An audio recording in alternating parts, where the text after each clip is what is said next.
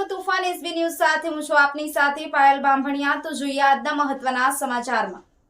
આણંદમાં વીજ સલામતી સપ્તાહ અંતર્ગત રેલી યોજાઈ। મધ્ય ગુજરાત વીજ કંપની લિમિટેડ વર્તુળ કચેરી આણંદ અને શહેર વિભાગીય કચેરી આણંદ દ્વારા વીજ સલામતી સપ્તાહ અને ઉર્જા સંરક્ષણ અંગે લોકોમાં જાગૃતિ લાવવા માટે રેલી યોજવામાં આવી હતી। મધ્ય ગુજરાત વીજ કંપની લિમિટેડ વર્તુળ કચેરી આણંદના અધિક્ષક ઇજનેર શ્રી એસ.કે. વસાવાના જણાવ્યા મુજબ આણંદ ખાતે વીજ કર્મચારીઓની રેલી ડીએન હાઈસ્કૂલ થઈ મેફેર રોડ ગામડીવડ નવા એસટી ડેપો થઈ અને ગ્રીડ ચોકડી સુધી રેલી યોજવામાં આવી હતી। આ રેલીને અધિક્ષક ઇજનેર શ્રીએ પ્રસ્થાન કરાવી હતી। આ રેલી યોજવાનો હેતુ સમજાવતા શ્રી એસ.કે. વસાવાએ જણાવ્યું કે વીજળીના કાર્યક્ષમ ઉપયોગથી વીજળીની બચત તો થશે જ, સાથે લોકોના નાણાં પણ બચશે।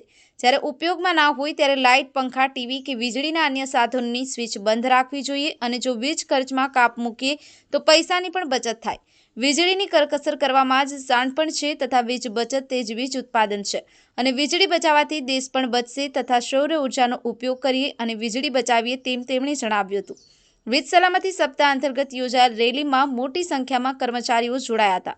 કર્મચારીઓના હાથમાં વીજળી બચાવો, દેશ બચાવો, વીજ બચત એ જ વીજ ઉત્પાદન, વીજળીમાં કરકસર જેવા પ્લેકાર્ડ, બેનર સાથે રેલી આણંદ શહેરના વિવિધ રાજમાર્ગો ઉપર ફરી અને લોકોમાં જાગૃતિ લાવવાનો પ્રયત્ન કરવામાં આવ્યો હતો। Dilip S Patel, Tufan SB news, Anand.